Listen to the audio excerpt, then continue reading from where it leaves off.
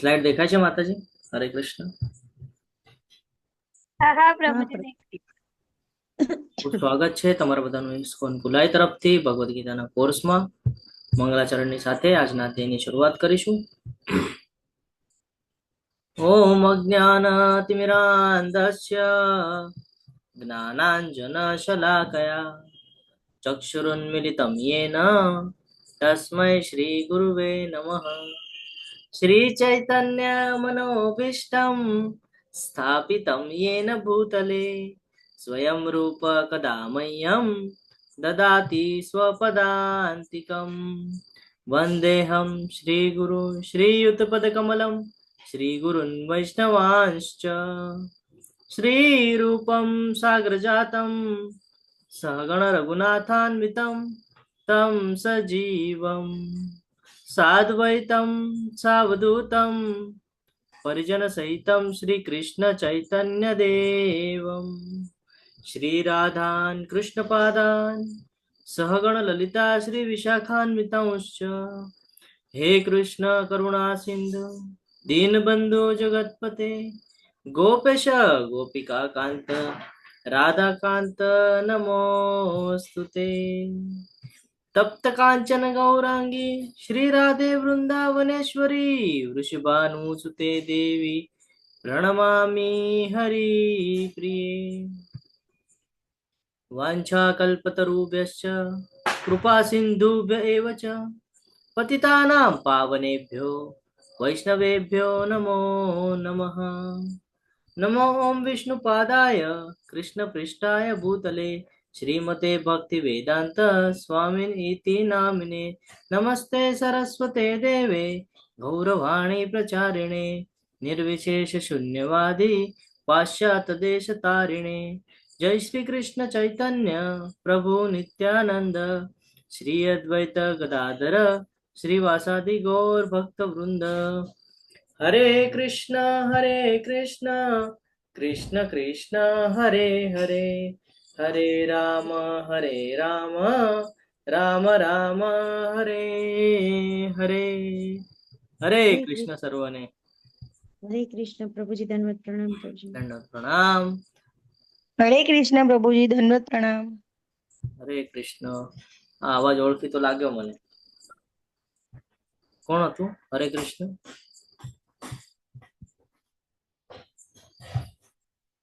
મીના માતાજી હતા. જે રોજ હોય ને ક્લાસમાં એ લોકોના અવાજ તરત ઓળખાઈ જાય. એટલે હું તમને બધાને કહેતો હોઉં કે ક્વેશ્ચન જ્યારે થાય ત્યારે આન્સર આપતા જાઓ, અથવા તો કઈ ક્વેશ્ચન હોય તો પૂછતા જાઓ. ખૂબ સરસ એવો અધ્યાય 9 આખા ભગવદ્ ગીતાના સેન્ટર પોઈન્ટ ઉપર છીએ આપણે પહેલા જ ચેપ્ટરમાં એક પિક્ચર જોયું હતું સેન્ડવિચ વાળું. એમાં જે સ્ટફિંગ જે આપણને ભાવે એ બધો પાર્ટ ક્યાં હોય? સેન્ટરમાં હોય છે ને. ઉપરથી બ્રેડ, નીચેથી બ્રેડ અને વચ્ચે બધું સ્ટફિંગ કરેલું હોય જે આપણને બધું ભાવે, જેમાં આપણું ચીઝ ને કેપ્સિકમ ને બધું આવે, આપણને જ ભાવે છે ને, એનો ટેસ્ટ હોય. એવી રીતે આજે આપણે જોઈએ છીએ ભગવદ્ ગીતાના સેન્ટરમાં આવીને ખમેલા છે 9મા અધ્યાય ઉપર. અને આજે 9મો અને 10મો અધ્યાય છે, બહુ મહત્વનો છે, સેન્ટર પોઈન્ટ છે. અહીંયા પરમ ગુહ્ય જ્ઞાન. આની પહેલા કયું જ્ઞાન મળ્યું આપણને? દિવ્ય જ્ઞાન મળ્યું. હવે કયું મળે છે? પરમ ગુહ્ય જ્ઞાન. એમ તો રોજ જ આપણે જ્ઞાન લઈ રહ્યા છીએ, ચાલી રહ્યા છે ભક્તિ યોગ, ભક્તિનું જ્ઞાન લઈ રહ્યા છીએ. પણ આજે સિક્રેટ નોલેજ ખબર પડશે. ત્યારે દિવ્ય જ્ઞાન કયું ખબર પડી? તો કે હિસ્ટ્રી ખબર પડી ભગવદ્ ગીતાની છે ને. આજે આપણને પરમ ગુહ્ય જ્ઞાન એટલે કે એવું કઈક સિક્રેટ નોલેજ ખબર પડવાની છે કે જે જાણ્યા પછી કઈ જાણવાનું બાકી રહેશે નહીં. રાજવિદ્યા, કૃષ્ણ જે જ્ઞાનને પ્રગટ કરવાના છે તેનો મહિમા કહે છે. ઐશ્વર્ય જ્ઞાન, કૃષ્ણનો આ વિશ્વ સાથેનો સંબંધ. વિવિધ પ્રકારના ઉપાસકો, દેવી દેવતાઓની ઉપાસના જે કરે છે એ અહીંયા દર્શાવે છે.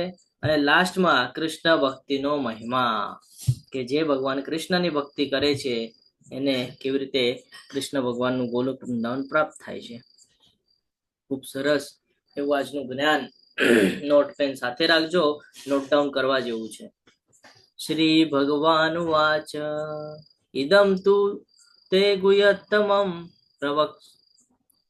ઇદમ તુ તે ગુહ્યતમમ ઇમં પ્રવક્ષ્યાન ન સૂયવે જ્ઞાનમ વિજ્ઞાન સહિતમ યજ્ઞાત્વા મોક્ષસે શુભાત. પૂર્ણ પુરુષોત્તમ પરમેશ્વર બોલ્યા, પ્રિય અર્જુન, તું કદાપી મારી ઈર્ષા કરતો નથી, તેથી હું તને આ પરમ ગુહ્ય જ્ઞાન તથા સાક્ષાત્કાર વિશે જણાવીશ. કેમ કે છે? કદાપી મારી ઈર્ષા કરતો નથી. ત્યારે અર્જુનજીને આ જ્ઞાન પ્રાપ્ત થઈ રહ્યું છે, જે સિક્રેટ નોલેજ છે ને એ કહી રહ્યા છે કે જે જાણીને તું આ ભૌતિક અસ્તિત્વના સર્વ ક્લેશોમાંથી મુક્ત થઈશ. જેટલું પણ ગઈકાલે શું જોઈ કે આ ભૌતિક જગત શું છે? હરે કૃષ્ણ. આ 14 લોક છે, એને શું શબ્દ વાપરવામાં આવેલો છે? કેવું જગત કીધું છે એને? દુઃખાલય શાશ્વતમ. હરી બોલ. દુઃખાલયમાં શાશ્વતમ, જે ક્ષણભંગુર છે, જેનું લિમિટેશન છે, જે નષ્ટ થવાનું છે. અને એક સાઈડ શું છે? ભગવાનનું ગોલોક વૃંદાવન, જે સ્વયં પ્રકાશિત છે અને કોઈ દિવસે નષ્ટ થતું નથી. તો ભગવાન હવે આપણને એ જ્ઞાન આપી રહ્યા છે કે આ ભૌતિક જગત છે શું, અને ભગવાને આને કેવી રીતે રચના કરીને આપણને માટે ઓપ્શનો રાખ્યા છે કે તું એ સમજી ને મારી પાસે આવી શકે છે. ભગવદ્ ગીતામાં 3 ગુપ્ત સત્ય છે. કોઈને ખબર છે કયા સત્ય છે? તમારે ચેટ બોક્સમાં લખવાના છે, કારણ આજે સમય ઓછો છે એટલે આપણે વધારે ચર્ચા ન કરતા સમજીને આગળ વધવાનો પ્રયત્ન કરશું. રાજવિદ્યા રાજગુહ્યમ પવિત્રમ ઇદ ઉત્તમમ પ્રવક્ષ્યાવગમમ ધર્મ્યમ સુસુખમ કરતુ અવ્યયમ. આ જ્ઞાન સર્વ વિદ્યાઓનો રાજા છે. કયું જ્ઞાન? ભગવદ્ ગીતાનું જ્ઞાન. શું શબ્દ વાપર્યો છે? સર્વ વિદ્યાઓનો રાજા છે. તમે કયું પણ નોલેજ જો લેશો તો એનું તમને ક્યાંક ને ક્યાંક reference by Bhagavad Gita. Motivational speaker કયું પણ તમે લઈ લેજો. જો ડાયટિશિયન હોય, ડોક્ટર હોય, કયું બી લઈ લેજો તમે, કોઈ બી વ્યક્તિ પકડી લેજો તમે, કયો બી પ્રોફેશન પકડી લેજો તમે, તમને કયા બી પ્રોફેશનનો કોઈ પણ ક્વેશ્ચન હોય, દરેકના આન્સર અહીંયા મૂકવામાં આવેલા છે. આ 700 શ્લોક એટલા મહત્વના છે કે બધા આન્સર અહીંયા આપેલા છે. એટલે આને શું કીધું છે? વિદ્યાઓનો રાજા કીધું છે, જે સર્વ રહસ્યોમાં સર્વાધિક ગુહ્ય છે, વિશુદ્ધતમ જ્ઞાન છે અને સાક્ષાત્કાર દ્વારા આત્માનો પ્રત્યક્ષ અનુભવ કરાવે છે. તમે બીજા કોઈ શાસ્ત્રોને વાંચશો તો તમને એટલું ક્લિયરિફિકેશન નથી મળતું જેટલું ક્લિયરિફિકેશન તમને આ ભગવદ્ ગીતા સમજીને મળી જાય છે. બીજા બધા પુસ્તકો ન પણ વંચાય તો વાંધો નથી, પણ ભગવદ્ ગીતા વાંચીને જો સમજીને જીવનમાં ઉતારી લીધી તો બીજા શાસ્ત્રોને વાંચવાની જરૂરત પડતી નથી. એટલે કીધું છે વિશુદ્ધતમ જ્ઞાન છે. અને કેવું છે? તો કે આત્મ સાક્ષાત્કાર કરાવે છે, પ્રત્યક્ષ અનુભવ કરાવે છે. તેથી તે ધર્મની પૂર્ણતા છે, તે અવિનાશી છે અને આચરવામાં પણ સુખદ છે. બીજા બધા શાસ્ત્રો આપણે વાંચીએ તો એમાં જે ઉલ્લેખ કરેલા છે, ફોર એક્ઝામ્પલ આપણે અહીંયા જ લઈ લઈએ તો અહીંયા પણ એક ઉલ્લેખ હતો. શેનો ઉલ્લેખ હતો? સતયુગમાં જે અષ્ટાંગ યોગ કરવામાં આવતું હતો એનો અહીંયા ઉલ્લેખ હતો. પણ ભગવાને શું કીધું? ભગવાને કીધું કે તારે અષ્ટાંગ યોગ કરવાની જરૂરત છે. શું કીધું ભગવાને? હરે કૃષ્ણ. શું ઓપ્શન આપી દીધો આપણને ભગવાને કે શું કરીશ તો મારી પાસે આવી જઈશ? ભક્તિ કરીશ. હા, ભગવાને કીધું અનન્ય ભક્તિ દ્વારા તું મને પ્રાપ્ત કરી શકે છે. એકદમ સિમ્પલ કરીને આપી દીધું ને, એટલે અહીંયા કીધું છે કે આચરવામાં પણ સુખદ છે. તમે જો આ ભગવદ્ ગીતા સમજી લ્યો અને જો જીવનમાં ઉતારો તો તમને કોઈ ડિફિકલ્ટી ન લાગે. જીવનમાં એને ઉતારવું પણ એકદમ સિમ્પલ છે. ખાલી આપણું મન એવું હોવું જોઈએ, કારણ મનનો બધો ખેલ છે. આપણને ભગવદ્ ગીતામાંથી જ ખબર પડેલી છે. હે શત્રુ વિજેતા, અર્જુનજીને શું સંબોધન આપે છે? શત્રુ વિજેતા. જે મનુષ્યો ભક્તિમાં શ્રદ્ધા ધરાવતા નથી તેઓ મને પ્રાપ્ત કરી શકતા નથી. તેથી તેઓ ભૌતિક જગતમાં જન્મ મરણના માર્ગમાં પાછા આવે છે. શું કહે છે ભગવાન? જે મનુષ્યો ભક્તિમાં શ્રદ્ધા ધરાવતા નથી, જે ભક્તિ કરી શકતા નથી, એ લોકોનું શું થાય છે? એ લોકોનું પતન થાય છે. શું થાય છે? તો કે ભૌતિક જગતમાં, ભૌતિક જગત એટલે શું? બ્રહ્માજી થી લઈને નીચેના જે 29 પાતાળ લોક છે ત્યાં સુધી જે કાંઈ પણ આવેલું છે, આ સમગ્ર એ બધા લોકને શું કીધું છે? દુઃખાલય એમ કીધું છે. અને અહીંયા શું કામ દુઃખાલય એમ કીધું છે? તો કે જન્મ મૃત્યુ જરા વ્યાધિ ત્યાં છે એટલા માટે એને દુઃખાલય એમ કીધું છે. અને આ ભૌતિક જગતમાં ફરીને આવે છે. શું કામ? તો કે ભક્તિ નથી કરતા ને એટલા માટે. એક જ માર્ગ છે કલયુગમાં, ભક્તિ કરશું તો ભગવત ધામની પ્રાપ્તિ થશે, ભક્તિ નહીં કરીએ તો અહીંયા જ ક્યાંક ને ક્યાંક આપણે ફર્યા કરશું, ઉપરના લોકમાં જશું, ઉપરથી નીચેના લોકમાં. એટલે એમ સમજી લેવાનું છે કે એક બિલ્ડિંગ છે, 14 માળની બિલ્ડિંગ છે, અને 14 માળના બિલ્ડિંગમાં આપણે અત્યારે 6ઠા 7મા ફ્લોરે છીએ, અને થોડાક સમય આપણે પાછા ઉપરના ફ્લોર પર રહેવાનું છે, થોડાક સમય પછી નીચેના ફ્લોર પર જવાનું છે. બસ આવી રીતે આપણી ગતિ થયા કરશે. પણ જો એમાંથી બહાર નીકળવું હોય તો કે ભક્તિ માર્ગ સ્વીકારશું તો ચાન્સીસ બની શકે છે એમાંથી બહાર નીકળવાના, નહીં તો નથી બની શકતા. આ સમગ્ર જગતમાં મારા વડે મારા અવ્યક્ત રૂપમાં વ્યાપ્ત છે. શું કે છે ભગવાન? આખું જે સમગ્ર જગત છે, જગત એટલે શું? આપણે જે જોયું એ ગોલોક વૃંદાવનનું જે ચાર્ટ જોયો, એ ચાર્ટમાં આપણને 3 ઓલા બતાડ્યા હતા, જેમાં એક ભગવાનનું ધામ છે, ભગવાનની ઓફિસ છે, અને આપણે જ્યાં રહીએ છીએ એ તમામ દુઃખાલય જેને આપણે કહીએ છીએ. તો આ બધું શું છે? સમગ્ર જગત. આ એક છે, આવા ઘણા બધા બ્રહ્માંડ છે, અને આને કહેવાય છે સમગ્ર જગત. આ શું કે છે ભગવાન? મારા અવ્યક્ત રૂપમાં વ્યાપ્ત છે, જેને આપણે જોઈ શકતા નથી. સર્વ જીવો મારામાં છે. ભગવાન શું કે છે? સર્વ જીવો મારા અંદર વાસ કરે છે, પરંતુ હું તેમનામાં નથી. આનો અર્થ શું? કન્ફ્યુઝન લાગે છે અહીંયા કોઈને આ વાક્યમાં? સર્વ જીવો મારામાં છે પરંતુ હું તેમનામાં નથી. હરે કૃષ્ણ. લાગે છે કન્ફ્યુઝન જેવું કઈ?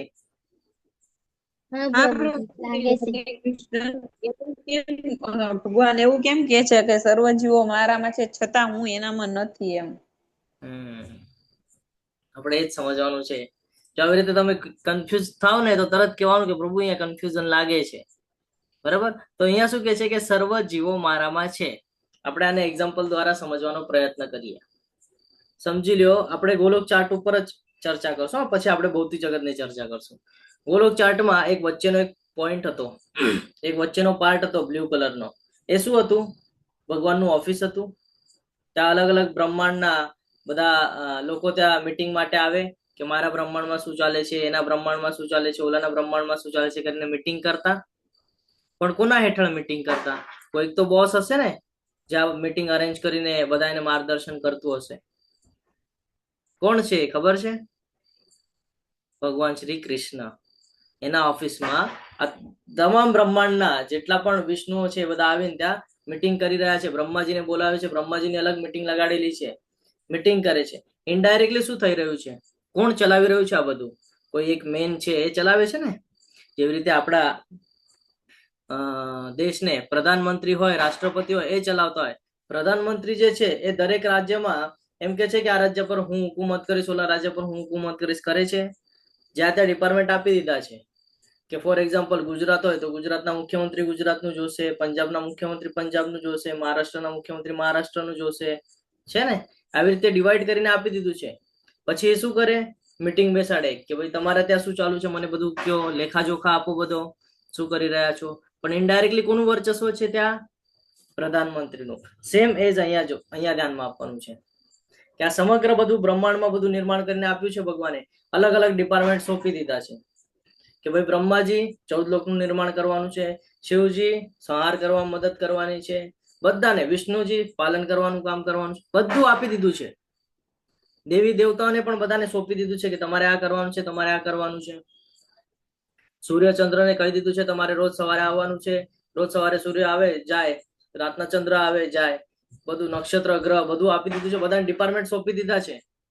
મીટિંગ થાય એટલે જે તેના રિપ્રેઝેન્ટેટિવ હોય એ જઈને ત્યાં કે અમે આ કામ કરી રહ્યા છીએ. સમજાઈ રહ્યું છે? હરે કૃષ્ણ. હા પ્રભુજી, હરે કૃષ્ણ. હા, તો એક મેન છે અને બધાને ડિપાર્ટમેન્ટ આપેલા છે. એટલે ભગવાન એમ કે છે કે સર્વ જીવો મારામાં છે પરંતુ હું તેમનામાં નથી. એટલે જે ભગવાનનું જે આ જે સ્વરૂપ છે, કયું સ્વરૂપ? જે શ્યામ સુંદર મુરલી મનોહર વાળું સ્વરૂપ છે એની વાત કરી રહ્યા છે. પણ ભગવાનનું જે અંશ સ્વરૂપ મોકલાવેલું છે, જે ચતુર્ભુજ સ્વરૂપ છે, એ દરેકના હૃદયમાં વાસ કરે છે. સમજાઈ ગયું? હજી નથી ક્લિયર થતું? સમજવું છે ફરીથી? કારણ આ સમજાશે તો આગળનું બધું સમજાશે. જે કાંઈ પણ ગ્રહ નક્ષત્ર બધું છે જે કાંઈ પણ લોકો છે બધું ડિપાર્ટમેન્ટ ભગવાને સોંપી દીધા છે બધાને.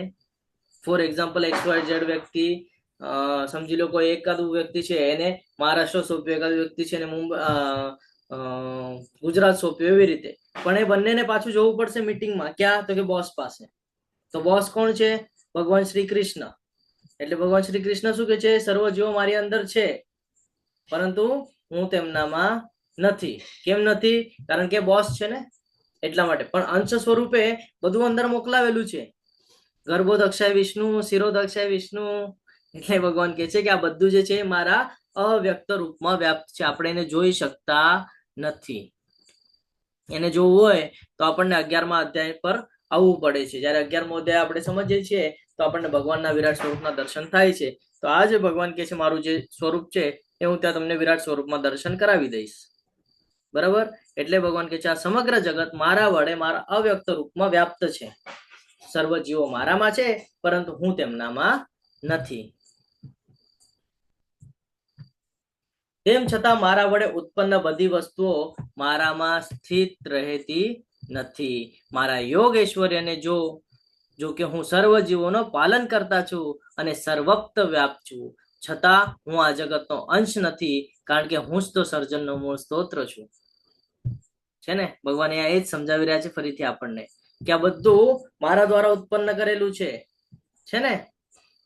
અને યોગ ઐશ્વર્યને જો, આ બધું આપણને 11મા અધ્યાયમાં ફરીથી ભગવાન આપણને યાદ અપાવશે. આ જ બધી બાબતો સર્વ જીવોનો પાલન કરતા છું, જે ગર્ભોદક્ષાય વિષ્ણુ અને સિદ્ધોદક્ષાય વિષ્ણુની અહીંયા વાત કરે છે. સર્વત્ર વ્યાપ્ત છું, કણ કણમાં વાસ કરે છે, છતાં હું આ જગતનો અંશ નથી, કારણ કે હું જ તો સર્જનનો મૂળ સ્ત્રોત છું. અને હજી એક એક્ઝામ્પલ લઈએ તો જે માયાદેવી છે એ માયાદેવી ભગવાનના હેઠળ કામ કરે છે. અને આપણે કોના હેઠળ કામ કરીએ છીએ? આપણે માયાદેવીના હેઠળ કામ કરીએ છીએ. તો બોસ કોણ થઈ ગયા? કૃષ્ણ ભગવાન. જો આપણે એના સાનિધ્યમાં રહેશું તો આપણે એને સમજી શકશું, અને જો આપણે માયાદેવીના સાનિધ્યમાં રહેશું તો આપણે એને કોઈ દિવસે સમજી શકશું નહીં. એટલા માટે ભક્તિ જરૂરી છે. જેવી રીતે સર્વત્ર વહેનારો પ્રબળ વાયુ હંમેશા આકાશમાં સ્થિત રહે છે, તેવી જ રીતે ઉત્પન્ન થયેલા સર્વ પ્રાણીઓને મારામાં રહેલા જાણ. શું કહે છે ભગવાન? ભગવાન કહે છે કે જેવી રીતે સર્વત્ર વહેનારો પ્રબળ વાયુ, હવા આપણને કોઈ દિવસે દેખાય છે નહીં, પણ અનુભવ થાય છે ને. હવા આવે, આપણા શરીરને આમ સ્પર્શ થાય તો આપણને અનુભવ થાય, અનુભૂતિ થાય ને કે ભાઈ કઈક છે, પણ દેખાય છે આપણને? બસ સેમ કઈક એવી રીતે છે. ભગવાન એવી જ રીતે કહે છે ને કે પ્રબળ વાયુ હંમેશા આકાશમાં સ્થિત રહે છે, તેવી જ રીતે ઉત્પન્ન થયેલા સર્વ પ્રાણીઓને મારામાં રહેલા જાણ. તો જેવી રીતે હવા છે પરંતુ દેખાતી નથી, એવી રીતે ભગવાન છે પણ આપણે જોઈ શકતા નથી, કારણ કે આપણી એ લાયકાત નથી, આપણે એટલા શુદ્ધ નથી.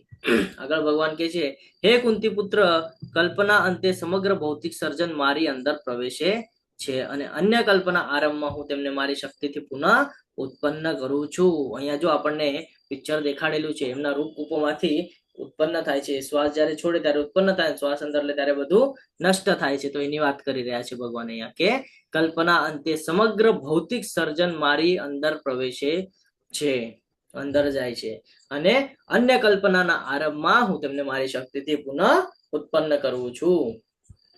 જે મહાવિષ્ણુ બતાડ્યા છે એમની અહીંયા ચર્ચા થઈ રહી છે. સંપૂર્ણ દ્રશ્ય જગત. હવે પેલા શું કર્યું?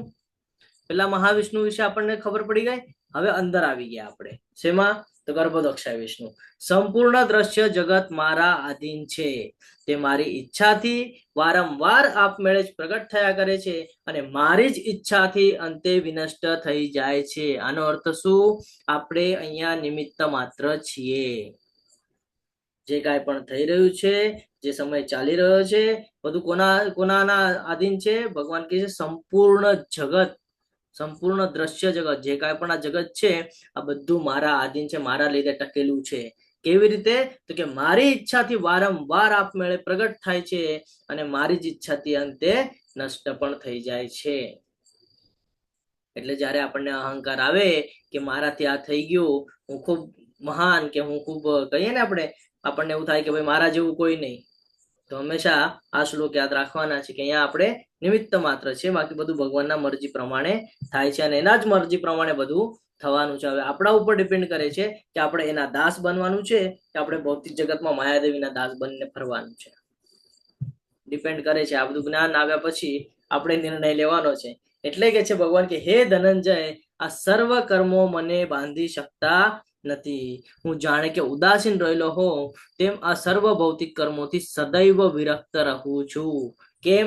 કારણ કે ભગવાને શું કરેલું છે? માયાદેવીને નિયંત્રિત કરી રહ્યા છે. એટલે એના પર કોઈ દિવસે આ બધું લાગુ થવાનું નથી. ભગવાન અહીંયા એ કહે છે કે સર્વ કર્મો મને બાંધી શકતા નથી. કારણ કે જે આપણને કર્મના બંધનમાં બાંધે છે એ તો માયાદેવી છે. અને માયાદેવીને જ કોણ કંટ્રોલ કરે છે? ભગવાન પોતે જ કંટ્રોલ કરી રહ્યા છે. એટલે ભગવાન આ કહે છે કે ભૌતિક કર્મોથી સદૈવ હું વિરક્ત છું. આગળ વધીએ. હે કુંતી પુત્ર, મારી શક્તિઓમાંની એક એવી આ ભૌતિક પ્રકૃતિ મારી દેખરેખ હેઠળ કાર્ય કરે છે અને સર્વ ચર તથા અચર જીવોને ઉત્પન્ન કરે છે. તેના શાસન હેઠળ આ જગત વારંવાર સર્જાય છે અને વિનષ્ટ થાય છે. આપણે ભગવાનની બે શક્તિ જોઈ, પરાશક્તિ, અપરાશક્તિ. એવી જ રીતે ભગવાને આપણને ક્લિયર કરાવી રહ્યા છે. શું? તો કે મારી શક્તિઓમાંની એક, ભગવાનના શક્તિઓમાંની એક છે આ. કઈ? જ્યાં ભૌતિક જગતનું સર્જન ને બધું કરાવ્યું ને એ. તો વિચાર કરજો ભગવાન પાસે કેવું પાવર છે. અને આપણે એના ભક્તો હોઈએ તો પછી આપણે ડરવાની જરૂર છે કે? નાની ઉંમરમાં ટચલી આંગળી ઉપર ગોવર્ધન પર્વત ઉપાડી લે અને આપણે એની ભક્તિ કરતા હોય તો આપણને કોણ ટચ કરવાનું છે? વિચાર કરજો જરા એકવાર કે કઈ એવી સમસ્યા છે આ ભૌતિક જગતની જે આપણને તકલીફ આપી જાય. એટલા માટે કે છે કે ભગવાનનું શરણ સ્વીકાર કરીને રાખવું જરૂરી છે. તો તમામ સંકટોમાંથી આપણે બચી જઈએ છીએ, તમામ દુઃખથી આપણું રક્ષણ થાય છે. હે કુંતી પુત્ર, મારી શક્તિઓમાંની એક એવી આ ભૌતિક પ્રકૃતિ મારી દેખરેખ હેઠળ કાર્ય કરે છે અને સર્વ ચર તથા અચર એટલે જે પણ જીવંત છે અથવા જે પણ આપણે કહે ને હલનચલન કરી શકે છે અને જે હલનચલન કરી શકતું નથી તે એટલે કે પ્રકૃતિ, તો એ બધું જ કે છે જીવોને ઉત્પન્ન કરે છે. કેવી રીતે? તો કે ભગવાનના શાસન હેઠળ. જેવી રીતે વારંવાર સર્જાય છે અને વિનષ્ટ એટલે કે બધું નાશ પામે છે. આ સાયકલ ભગવાને ક્રિએટ કરીને આપેલી છે કે આ ચાલ્યા જ કરશે. ફોર એક્ઝામ્પલ આપણે અહીંયા પણ આપણે જોઈએ છે દેશમાં દર 5 વર્ષ થાય એટલે ઇલેક્શન આવે છે ને? સાયકલ બનાવીને આપી છે કે દર 5 વર્ષ થાય એટલે ઇલેક્શન આવશે. પછી અલગ અલગ જગ્યાનું અલગ અલગ હોય છે ને? MLA નું અલગ હોય, મેમ્બર ઓફ પાર્લામેન્ટ નું અલગ હોય, કોર્પોરેટર નું અલગ હોય, પણ આવે ક્યારે? દર 5 વર્ષે. એવી જ રીતે આ કરીને આપ્યું છે ભગવાને, શોર્ટ આઉટ કરીને આપ્યું છે. કેવી રીતે? કે ભાઈ આટલા યુગ પૂરા થાય એટલે બ્રહ્માજી આ ચેન્જ કરી નાખવાનું છે. આટલા યુગ પૂરા થાય, આટલું બ્રહ્માજીનું એજ પૂરું થાય એટલે પાછું ચેન્જ, બ્રહ્માંડ જ ચેન્જ. આ બ્રહ્માજી બીજી જગ્યાએ, બીજા બ્રહ્માજી બીજી જગ્યાએ, અલ્ટરનેટ કરી નાખે. તો આવી જ રીતે આ બધું બ્રહ્માંડમાં ચાલી રહ્યું છે. જેવી રીતે આપણે અહીંયા જોઈએ છે એવી રીતે આ બધું બ્રહ્માંડમાં પણ ચાલી રહ્યું છે. કોના દેખરેખ હેઠળ? ભગવાન કૃષ્ણના દેખરેખ હેઠળ. એટલે આ હંમેશા ધ્યાન રાખવાનું છે કે આપણે જેની ભક્તિ કરીએ છીએ એની પાસે શું પાવર છે એ જોવાનું જરૂરી છે. આપણે એ જ જાણતા નથી એટલે આપણે કોની ઉપાસના કરતા હોઈએ છીએ? દેવી દેવતાઓની ઉપાસના કરતા હોઈએ છીએ. પણ જ્યારે આપણને ખબર પડે છે કે ભગવાન શ્રી કૃષ્ણ શું છે તો પછી આપણને વાસ્તવિકતાનો અનુભવ થાય છે અને પછી આપણે ભક્તિ માર્ગ ઉપર આગળ વધીએ છીએ, જેનો આપણને લાભ પણ થતો જણાય છે. હું જ્યારે મનુષ્ય રૂપે અવતરું છું ત્યારે મૂર્ખ લોકો મારો ઉપહાસ કરે છે. તેઓ સચરાચરના સર્વોપરી સ્વામી તરીકે મારી દિવ્ય પ્રકૃતિને જાણતા નથી. કારણ કે આપણે તો શેને માનીએ છીએ? જે દેખાય આંખોને આપણે એ જ એક્સેપ્ટ કરીએ છીએ, છે ને? પણ આપણે હવાને પણ એક્સેપ્ટ કરીએ છીએ ને? એ તો દેખાતી નથી તો એને તો એક્સેપ્ટ કરીએ છીએ ને. ભગવાન કે છે એવું જ છે કે જે મૂર્ખ લોકો છે ને એ મારો ઉપહાસ જ કરશે, કારણ કે કોઈ દિવસે સમજી નહીં શકે. તમે એને સમજાવવાનો પ્રયત્ન પણ કરશો તો બી નહીં સમજી શકે. એટલે તમે તમારો જે સમય છે એની પાછળ વ્યર્થ કરતા નહીં. એ સમયને તમે યોગ્ય જગ્યાએ લગાડજો. ભગવાન અહીંયા એ જ કે છે કે એ લોકો સચરાચર સર્વોપરી સ્વામી તરીકે મારી દિવ્ય પ્રકૃતિને કોઈ દિવસે જાણતા નથી. અને જ્યારે જ્યારે ભગવાન પછી આવી કોઈ પરિસ્થિતિ નિર્માણ થાય છે તો પોતાના ભક્તોનો ઉદ્ધાર કરવા આવે છે. ભગવાને એ પહેલા પણ આપણને જ્ઞાન આપેલું છે કે જ્યારે જ્યારે જરૂર પડે ત્યારે ધર્મનું પુનઃસ્થાપના કરવા માટે, ધર્મનું રક્ષણ કરવા અને ભક્તોનો ઉદ્ધાર કરવા માટે હું આવતો હોઉં છું. જે લોકો આવી રીતે મોહગ્રસ્ત થયેલા છે તેઓ આસુરી તથા નાસ્તિક વિચારો પ્રત્યે આકર્ષાય છે. આ મોહગ્રસ્ત અવસ્થામાં તેમની મુક્તિ માટેની આશા તેમના સકામ કર્મો અને તેમનું જ્ઞાન સંવર્ધન એ બધા જ વ્યર્થ થઈ જાય છે. શું કે છે કે મોહગ્રસ્ત થયેલા છે. કેમ? કારણ કે માયામાં ફસાયેલા છે. અને એ લોકોની પ્રવૃત્તિ કેવી છે? તો કે આસુરી અને નાસ્તિક વિચારો વાળી પ્રવૃત્તિ છે અને હંમેશા એના તરફ આકર્ષાય છે. અહીંયા થાય છે એવી રીતે કે આપણને જ્ઞાન તો બધું પ્રાપ્ત થતું હોય છે. ભક્તિ શું છે, ભગવાન સાથેનું જોડાણ શું છે, ભગવાન શું છે, આ બધું આપણને જ્ઞાન થતું હોય છે. તે છતાંય આપણે એક્સેપ્ટ કરતા નથી. કેમ ખબર છે? માયાદેવીનો પ્રભાવ છે અને આપણે ઓલરેડી મોહમાં પડેલા છીએ. હવે આ મોહને દૂર કરવો, આપણે એક સ્લાઇડ જોઈ હતી જેમાં એમ કીધેલું હતું કે પ્રકાશ વડે, શેના? જ્ઞાનના પ્રકાશ વડે. અને તું શું કીધેલું એમણે કે જ્ઞાનના પ્રકાશ વડે તું હવે આને વિકસિત કર. અને આપણે એનું ઉદાહરણ પણ લીધેલું કે ઓલા ફૂદા છે ને, ફૂદા શું કરે છે કે એને એમ લાગે છે કે નહીં મારે તો આમાં જ મજા છે, ઓલું જે પ્રકાશ દેખાય છે ત્યાં જાય છે, ચીટકે છે અને બળીને ભસ્મ થઈ જાય છે. આપણે પણ એવી રીતે જ છે. આપણા પર એટલું બધું અજ્ઞાન છે કે આપણને દેખાય જ નથી રહ્યું. અને આપણે આગળ જ્ઞાન પણ છે તો પણ આપણે એટલું ઓલું નથી કરતા કે ભાઈ જ્ઞાનના આધારે એ જ્ઞાનને પકડી ને આપણે આપણું જીવન સુધારી શકીએ. આપણને તો ઓલા કાદવમાં જ રહેવું ગમે છે ને, કે નહીં નહીં બાબા મારે તો કઈ એવી પ્રગતિ નથી કરી, હું અહીંયા સુખી છું, મને 2 ટાઈમનું ખાવાનું ને આરામ કરવા મળે છે, બસ થઈ ગયું, મને બીજું શું જોઈએ જીવનમાં. આપણે આ વિચાર કરીએ છીએ અને નાનું નાનું સમજીએ છીએ. આપણે શું સમજીએ છીએ કે અત્યારે હું જીવન વ્યતીત કરું છું ને ભાઈ, અત્યારનું તો હું જીવન સારું વ્યતીત કરી લઉં, આગળનું કોણે જોયું? આપણા આ વિચાર હોય છે જે આપણને પતન તરફ લઈ જાય છે. જ્યારે આપણું મૃત્યુ થાય છે, ઇન સેન્સ કે આ જ્યારે બોડી આપણે છોડી દઈએ છીએ અને જ્યારે આપણે આગળની ગતિ થાય છે ને તો આપણી પતન તરફની ગતિ થાય છે. અને આવી જ કોઈક ને કોઈક ભૂલના લીધે આપણે ફરી પાછા અહીંયા ફસાણા છીએ. અને જે જીવનમાં દુઃખ આવે છે આપણે એને શું સમજીએ છીએ કે મારી સાથે જ આમ શું કામ. પણ આપણને યાદ હોતું નથી કે આપણે પાછલા જન્મમાં અથવા તો પાછલા કઈ સમયમાં આપણે શું કામ કરેલા છે, કયું બીજ વાવેલું છે. જે પ્રમાણે બીજ વાવ્યું છે એ પ્રમાણેનું આપણને ફળ મળી રહ્યું છે.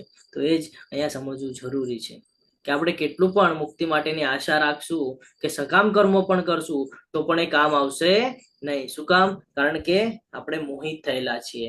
આપણી પ્રવૃત્તિ સુધારવી પડશે. આપણી આસુરી પ્રવૃત્તિ છે. એક સાઈડ હું સવારે રોજ ભગવાનના ટેમ્પલમાં જઈને ભગવાનની સેવા કરું અને હું પાછો બહાર જઈને હું મારા મન પ્રમાણે જો વાગણૂક રાખું, મારા ફાયદા માટે હું કોઈને પણ તકલીફ આપું ને એવું બધી જે પ્રવૃત્તિઓ છે એ કરું, તો શું લાગે છે તમને? શું થશે? પતન જ થશે ને. તો આ બહુ મહત્વનું છે કે આપણને પોતાને સુધારવું હશે તો ખરાબ બાબતો પૂર્ણપણે આપણને નષ્ટ કરવી પડશે, પૂર્ણપણે આપણે એનાથી અલિપ્ત થવું પડશે. તો આપણે એમાં પોતાનો ઉદ્ધાર કરી શકીએ છીએ. અહીંયા એક એક્ઝામ્પલ આપેલું છે. કયું એક્ઝામ્પલ છે ખબર છે? હરે કૃષ્ણ. કોણ છે જેનું ગળું કાપવામાં આવે છે? ભગવાન કૃષ્ણના રિલેટિવ છે. તમે બોલો. હરે કૃષ્ણ. હા, કોણ હતા એ ભગવાન કૃષ્ણના? હા, કેટલું નજીકનું રિલેશન છે ને. તો પણ ભગવાન ચાન્સ આપે છે. શું ચાન્સ આપે છે? કે હું 99 વાર માફ કરીશ, જ્યારે 100મી વાર એ મારું જો ઓલું કરશે તો હું એનું ગળું ભેદી નાખીશ. કીધેલું ભગવાને. સેમ એઝ ભગવાન આપણને ચાન્સ આપી રહ્યા છે કે હું તને વારે વારે ભગવદ્ ગીતાનું જ્ઞાન અપાવીશ. જો તું એમાં સુધરી ગયો, સમજી ગયો, જીવનમાં અવતારી લીધી તો તું મારી તરફ આવી શકે છે, નહીં તો પછી તારું પતન. તો અહીંયા ખૂબ સરસ ઉદાહરણ આપેલું છે શિશુપાલનું કે અમુક સમય સુધી એને ચાન્સ આપવામાં આવેલો પણ એને એનો દુરુપયોગ કર્યો. શું? અહંકારમાં આવી ગયા હતા, ઘમંડમાં આવી ગયા હતા અને કે તું મારું શું કરી લઈશ, ન બોલવા જેવા શબ્દ બોલ્યા. અને જ્યારે એમની લિમિટેશન પૂરી થઈ ગઈ, ભગવાને એક પણ ક્ષણનો વિચાર કર્યા વગર સુદર્શન ચક્રને આદેશ આપી દીધો અને સીધું શિરછેદ કરી નાખ્યું. આ બધું સમજવું જરૂરી છે. આ બધું ખાલી કથા માટે કથાઓ નથી. આ બધી કથાઓ એટલા માટે છે કે આપણે આને જીવનમાં સમજીએ, ઉતારીએ અને પોતાનું જીવન સરળ બનાવીએ. એની માટે છે આ બધું, આપણા માટે છે આ બધું. આ જે ભૂલ એમણે કરેલી છે, જો આપણી પાસે જે જીવન છે ને બહુ નાનું છે, આપણે દરેકનો અનુભવ લેવા જશું તો આપણું જીવન ટૂંકું પડી જશે. એટલે બીજાના અનુભવ ઉપરથી આપણે ઘણું કાંઈ શીખવા જેવું છે. એટલે આ બધી કથાઓ આપણને એટલા માટે સામે સામે આવે છે વારે વારે સ્લાઇડમાં કે આપણે એને જાણી, એને સમજી અને આપણી જ્યાં ભૂલ થતી હોય એ ભૂલ સુધારી અને આપણે આપણું જીવન સરળ કરવાનો પ્રયત્ન કરીએ. એટલા માટે અહીંયા વારે વારે સ્લાઇડમાં કથાઓ આપણને મળી રહી છે. હે પાર્થ, મોહગ્રસ્ત નહીં થયેલા મનુષ્યો એટલે કે મહાત્માઓ, જેને મહાન પુરુષ કહેવામાં આવે છે એ દૈવી પ્રકૃતિના રક્ષણ હેઠળ હોય છે. સમજવા જેવું વાક્ય છે આ. શું કીધું છે? જે લોકો ભૌતિક પ્રકૃતિમાં મોહગ્રસ્ત નથી, જે મોહિત નથી થયા, જેને વાસ્તવિકતાનું જ્ઞાન છે, આત્મ સાક્ષાત્કારનો પ્રયત્ન કરી રહ્યા છે, ભગવાનના ભક્તિમાં તલ્લીન છે, ભગવાનની સેવામાં કહીએ ને આપણે કે પોતાને સમર્પણ કરેલું છે. સંન્યાસની વાત નથી, અહીંયા સમર્પણની વાત છે. જેણે સમર્પણ કરેલું છે એવાને કહેવાય છે મહાત્મા અથવા તો મહાન પુરુષો. અને કેવી રીતે એનું રક્ષણ થાય છે? તો કે દૈવી પ્રકૃતિના રક્ષણ હેઠળ હોય છે. એટલે જે દૈવી પ્રકૃતિ જે છે એ એનું રક્ષણ કરે છે, ત્યાં ફસાવાનું કામ થવાનું નથી. સંપૂર્ણપણે ભક્તિમય સેવામાં નિમગ્ન રહે છે. હંમેશા શું કરે છે?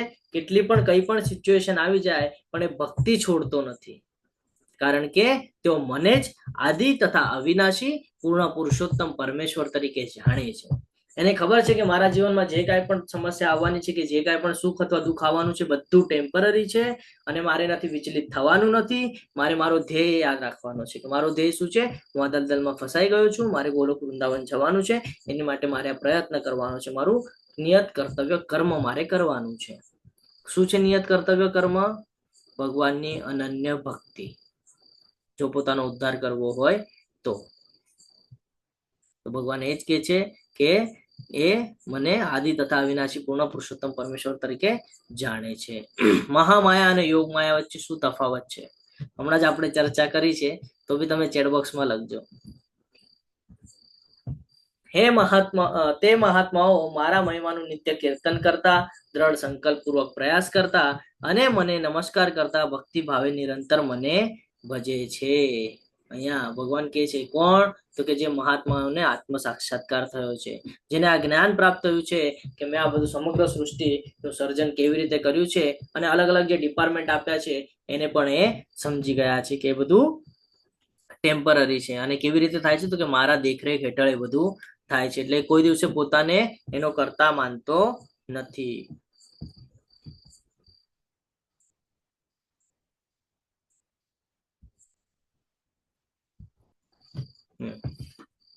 હું આ બ્રહ્માંડનો પિતા, માતા, આશ્રયદાતા તથા પિતામહ છું. હું જ્ઞાનનો વિષય, વિશુદ્ધિ કરતા તથા ઓમકાર છું.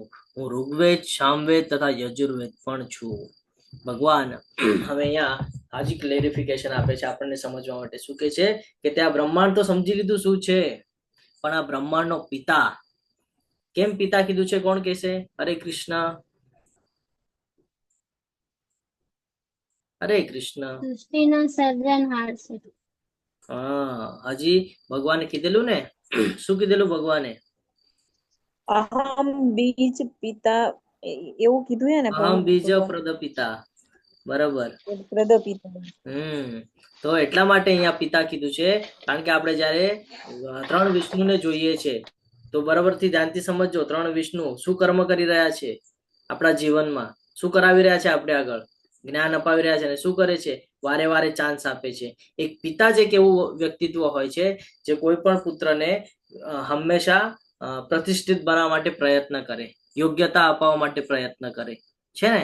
તો અહીંયા પણ શું થઈ રહ્યું છે? આપણને જો આપણે એટલા બધા કહીએ ને કે ભક્તિમય સેવા વાળા નથી, તો પણ ભગવાને આપણા ઉપર કૃપા કરીને આપણને ફ્રી ઓફ કોસ્ટમાં ભગવદ્ ગીતા આપણા સુધી પહોંચાડી દીધી છે. આ પિતાનું કામ હોય કે યોગ્ય માર્ગ બતાડે છે કે ભાઈ તું આ માર્ગ ઉપર ચાલીસ તો તારું હંમેશા ઉદ્ધાર થશે, પતન નહીં થાય. પછી કીધું છે માતા. માતાનું કામ શું હોય? પાલન કરે ને, વ્યવસ્થિત પાલન પોષણ કરે, ધ્યાન રાખે આપણું ખાવા પીવાનું ને બાકી બધી બાબતોનું. તો ભગવાન પણ શું કહે છે કે તારું રક્ષણ હું કરીશ. ત્રાયતે મહતો ભયાત કીધું છે ને બીજા જ અધ્યાયમાં. કીધું થોડું પણ મને જો તું થોડી પણ મારી ભક્તિ કરીશ તો તારું મોટા મોટા ભયમાંથી રક્ષણ હું કરીશ. કોણ કરે આપણું રક્ષણ? આપણી માતા કરતી હોય છે. ખાવા પીવાનું ધ્યાન રાખે, બાકી તમામ બાબતોનું ધ્યાન રાખે. કોણ રાખે છે? એ જ છે આશ્રયદાતા. તો આપણને જે આશ્રય અહીંયા મળ્યો છે, કોના થકી મળ્યો છે? એમના થકી મળ્યો છે. એટલે અહીંયા કે છે. અને પિતામહ એટલે દાદા પણ હું છું. દાદાની ક્વોલિટી પણ છે પાછી. તો આપણે આ બધું સમજવું પડશે. જયારે સમજશું તો આપણે એક્સેપ્ટ કરશું તો આપણને આના અનુભવ થશે. પણ જો આપણે એક્સેપ્ટ જ નહીં કરીએ તો આના અનુભવ પછી આપણને થશે નહીં. પછી આપણે એમ કહીશું પ્રભુ તમે તો એમ કહેતા હતા, પણ અનુભવ તો નથી થતો હજી સુધી. માનશો તો થશે, છે ને. ભગવાન કે છે તું માનીશ તો હું તને બતાડીશ. જો તું નહીં માને તો મને કોઈ ઇન્ટરેસ્ટ નથી તને બતાડવામાં. તારે તારું જો પતન ન થવા દેવું હોય તો તું માન, બાકી તારે ન માનવું હોય તો એ છૂટ છે, તને કાંઈ વાંધો નથી. પછી જે કર્મનો જે રૂલ્સ છે એ લાગુ થવાનો જ છે આમે. એટલે અહીંયા ભગવાન કહે છે હું જ્ઞાનનો વિષય. તો જો જ્ઞાન આપણને ભગવદ્ ગીતા દ્વારા સમગ્ર સૃષ્ટિનું જ્ઞાન પણ મળી જાય છે, અને તમામ આપણા જે કહીએ ને કે જે કાંઈ પણ બિઝનેસ વગેરે જે કાંઈ પણ એનું જ્ઞાન પણ અહીંયા આપણને આપી દે છે. એટલે જ્ઞાનનો વિષય એટલે તો રાજા કીધું છે જ્ઞાનનો, વિશુદ્ધિ કરતા. અને ઓમકાર છું. શરૂઆત જયારે આપણે કરીએ કોઈ પણ શાસ્ત્રમાં કોઈ પણ શ્લોકની તો ઓમ દ્વારા શરૂઆત થાય છે. તો કે ઓમકાર પણ હું જ છું. પછી કે છે ઋગ્વેદ, સામવેદ અને યજુર્વેદ આ વેદો છે, તો કે આ વેદો પણ મારા દ્વારા જ છે, આ પણ મેં જ આપ્યા છે. એટલે અહીંયા જે કાંઈ પણ છે આ બધું ભગવાન દ્વારા છે, આપણે અહીંયા નિમિત્ત માત્ર છીએ. એટલે આપણે હંમેશા ધ્યાન રાખવાનું છે. હે અર્જુન, હું જ ઉષ્ણતા આપું છું અને હું જ વરસાદને રોકી પણ રાખું છું. શું કે છે આ જે ઉષ્ણતા છે એ પણ મારા જ લીધે મળે છે તમને, કારણ કે સૂર્યમાં પ્રકાશ હું છું. ભગવાન કહે છે સૂર્ય અને ચંદ્રનો પ્રકાશ હું છું. તો એ પ્રકાશ છે, જે તેજ છે, જે ઉષ્ણતા છે, જે તાપ છે, એ ભગવાન કહે છે કે ઉષ્ણતા પણ મારા જ લીધે તમને મળે છે. અને વરસાદને પણ હું જ રોકી રાખું છું. આજે વાદળાની અંદર આપણને કાળું કાળું દેખાય તો એ જે ભરાયેલા હોય વાદળા શેના બેસ પર થાય છે? તો કે વરાળના બેસ પર. કે વરાળ કેવી રીતે આવે છે? તો કે ઉષ્ણતાથી. એટલે જ્યાં સુધી ઉષ્ણતા નથી મળતી ત્યાં સુધી એનું બાષ્પીભવન થતું નથી. બાષ્પીભવન થશે નહીં તો વાદળામાં જમા થશે નહીં, અને પછી વરસાદ સ્વરૂપે પાછું નીચે આવશે નહીં. તો કે છે એને પણ હું જ રોકી રાખું છું ને હું જ મોકલું છું. હું અમરત્વ છું અને સાક્ષાત મૃત્યુ પણ હું જ છું, ભગવાન કહે છે. તો આપણે હંમેશા આ ધ્યાનમાં રાખવાનું છે કે મૃત્યુ એ નિશ્ચિત છે. જન્મ લીધો છે, મૃત્યુ એ નિશ્ચિત છે આપણું, બરાબર. એટલે આપણે આ ધ્યાનમાં રાખવાનું છે કે ભગવાન આપણને અહીંયા હિન્ટ આપી રહ્યા છે કે અહીંયા સમગ્ર બાબતમાં તું જો ડીપમાં જઈશ તો તને બધે હું જ નજર આવીશ. એટલે તું આ ભૌતિક જગતમાં ફસાવા કરતા પોતાને હજી બી સમજાવ અને મારી ભક્તિમાં પરાયણ થા. ચેતન તત્વ તથા જળ તત્વ બંને મારામાં છે. આપણા અંદર પણ જે ચેતન તત્વ છે એ કેવી રીતે કામ કરે છે ખબર છે? આગળના અધ્યાયમાં આવશે કેવી રીતે કામ કરે છે. જ્યારે શિરોદક્ષા વિષ્ણુ શરીરમાં વાસ કરે છે ત્યારે એ બધું થાય છે. અને એને જ આપણે એમ કહીએ છીએ કે જયારે આપણામાં ચેતન તત્વ નથી હોતું તો એ જે બોડી છે, જે જળ તત્વ જે બોડી છે, એ કઈ જ કામની નથી. ધ્યાનમાં રાખજો, જ્યાં સુધી અંદર જીવ છે ત્યાં સુધી આ બોડીને વેલ્યુ છે. જીવ જેવો આ બોડીને ત્યાગી દેશે તરત ઘરવાળા પણ બોડીને ત્યાગી દેવાના છે. વિધિન 2-3 કલાકમાં કહેશે ચલો બોડીને લઈ ચલો. વધારે સમય થયો છે, બોડી વધારે વાર રખાય નહીં. આ બધા વાક્યો સાંભળવા મળશે. એટલે તમારું નામનું અસ્તિત્વ પણ ત્યાં પૂરું. એટલે મહત્વ કોને આપવાનું છે? અંદર જે આત્મા છે ને એને મહત્વ આપવાનું છે. આ શરીર તો ખાલી દેખાવ છે. એટલે ભગવાન અહીંયા આપણને ખૂબ સરસ રીતે બધું વાસ્તવિકતાનો અનુભવ કરાવી રહ્યા છે, આત્મ સાક્ષાત્કાર કરાવી રહ્યા છે. તો એ સમજીને જીવનમાં ઉતારવું જરૂરી છે. જે મનુષ્યો વેદોનું અધ્યયન કરે છે તથા સોમરસનું પાન કરે છે તેઓ સ્વર્ગ પ્રાપ્તિ માટે પ્રયત્ન કરીને પરોક્ષ રીતે મારી જ પૂજા કરે છે. તેઓ પાપ કર્મોમાંથી મુક્ત થઈને પુણ્યમય સ્વર્ગીય ઇન્દ્રલોકોમાં જન્મ લે છે. ત્યાં તેઓ દેવો જેવો આનંદનો ભોગ ભોગવે છે. ભગવાન અહીંયા શું કહી રહ્યા છે? ભગવાન અહીંયા સમજાવી રહ્યા છે. હવે જે આપણે ડેલી રૂટીનમાં બધું કરીએ છીએ ને એ ભગવાન અહીંયા યાદ અપાવી રહ્યા છે કે તું શું શું ભૂલ કરે છે અને એનું તને શું ફળ મળશે. કે છે મનુષ્ય એક સાઈડ વેદોનું અધ્યયન કરે છે. એટલે હમણાં જેમ આપણે ચર્ચા કરીએ એમ તો હું સવારે જઈને ભગવાનની ભક્તિ કરતો હોઉં, 16 માળા કરતો હોઉં, ભગવાનના ટેમ્પલમાં જઈને સેવા આપતો હોઉં, અને આખો દિવસ જો હું ખોટા કામ કરતો હોઉં તો અહીંયા શું થાય છે ને એનું અહીંયા ભગવાને આપણને રિઝલ્ટ કીધું છે કે મનુષ્ય જો વેદોનું અધ્યયન કરે છે અને સોમરસનું પાન કરે છે તેઓ સ્વર્ગ પ્રાપ્તિ માટે પ્રયત્ન કરે છે. ઈચ્છા શું રાખીએ છીએ આપણે? ભગવાનની ભક્તિ કરતા હોય, અહીંયા ખોટા કામ કરતા હોય, હું પ્રસિદ્ધ થઈ જાઉં, હું પ્રસિદ્ધ થઈ જાઉં. તો એવા લોકોનું શું થાય છે કે પાપ કર્મોમાંથી મુક્તિ થઈને જ્યારે સારા કર્મો કરે છે, જો વેદોનું અધ્યયન એટલે સારા કર્મો કરે છે તો શું થાય છે? પાપ કર્મોમાંથી મુક્તિ તો કરે છે, પણ ધીરે ધીરે શું કરે છે? ઇન્દ્રલોક એટલે ઉપરના લોકમાં તો જાય છે, નો ડાઉટ. ભગવાન કહે છે એનું કર્મ સારું છે તો હું એને મોકલાવીશ ઉપરના લોકમાં, જાય દેવોની જેમ આનંદ ભોગશે. એટલે જ્યાં ઇન્દ્રને દેવોનો રાજા કીધો છે એટલે એનું જે લોક છે ને ઇન્દ્રલોક કહેવામાં આવ્યું છે. ત્યાં તમામ દેવી દેવતાઓ વાસ કરે છે. ત્યાંનું ટાઈમ ડ્યુરેશન અલગ છે, ત્યાંની સિસ્ટમો બધી અલગ છે. આપણે પૃથ્વી ઉપર રહે છે, આપણે પૃથ્વીની સિસ્ટમ અલગ છે, આપણે અહીંયાની ટાઈમ ડ્યુરેશન અલગ છે. આપણે અહીંયા 24 કલાકનો 1 દિવસ છે, ત્યાં અલગ હશે કઈ. બરાબર. અહીંયા આયુ આપણી લગભગ 100 વર્ષની છે, એટલી આપણે પાર કરતા નથી, પણ લગભગ 100 વર્ષની છે. ત્યાં 1000 વર્ષની હોઈ શકે, લાખ વર્ષની હોઈ શકે, ડિફરન્સ છે. બરાબર. તો ભગવાન એ જ કહે છે કે તું જેવું કર્મ કરે છે એનું રિઝલ્ટ તો તને મળવાનું જ છે. જો તું સારા કર્મો કરે છે તો હું તને ઇન્દ્રલોકમાં આનંદ ભોગવવા માટે મોકલાવીશ તો ખરું, પણ પછી શું થશે? અહીંયા એક સાયકલ નું ચિત્ર છે. ભોગ ભોગવાઈને થઈ જશે ને તો તે જે ખરાબ કર્મો કરેલા છે ને એ ખરાબ કર્મોનું પણ તને રિઝલ્ટ મળવાનું છે.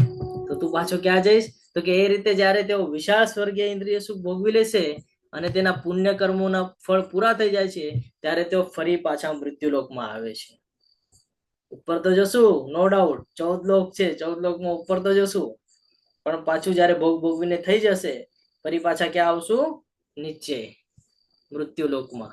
અને મૃત્યુલોક કીધું છે તો કે ફરી પાછા મૃત્યુલોકમાં પાછા આવશું. એ જ રીતે મનુષ્યો 3 વેદોના સિદ્ધાંતોમાં દ્રઢ રહીને ઇન્દ્રિય સુખ પામવાના પ્રયત્ન કરે છે. તેઓ નિરંતર જન્મ તથા મૃત્યુને પ્રાપ્ત કરતા રહે છે. શું કરે છે? જન્મ મૃત્યુ, જન્મ મૃત્યુ, જન્મ મૃત્યુ.